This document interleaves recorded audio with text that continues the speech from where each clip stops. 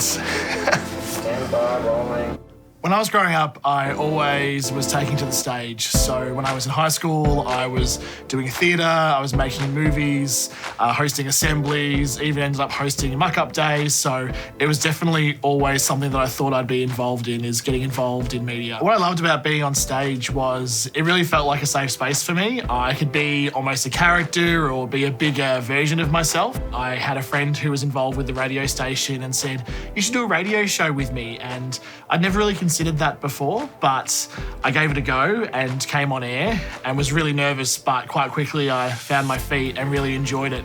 So it wasn't long before I was doing my own show, and that just led to me loving my time here on air and really enjoying being a radio personality. I was working full time, I was still doing radio, and I wanted to find a course that I knew I could try and fit in with my life. I thought, where can I go to get these skills and to translate across from the journalist side into the PR side? And that's what initially led me to RMIT. So navigating everything in my life at once while I was studying was quite challenging.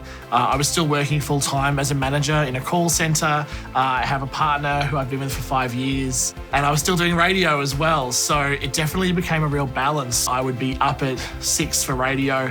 I'd spend the morning doing that, then I'd go to work, and then I'd go to classes. There were days where I pretty much didn't even see my partner. I'd leave before he'd even wake up in the morning, and I'd get home after he was asleep at night. So it was definitely a challenge, but I was just so driven to change my career, and I knew that this was the thing that I needed to do so that I could go to that next level. Part of my course was an internship, and I was lucky enough to have the opportunity to actually go overseas. So I was in Edinburgh in Scotland. I learned so much in my time working for that company as an intern, which then led me into a role with Weber back home here in Melbourne. So I came home and had an interview straight away, and next minute I was working in the industry that I'd studied for the last 2 years.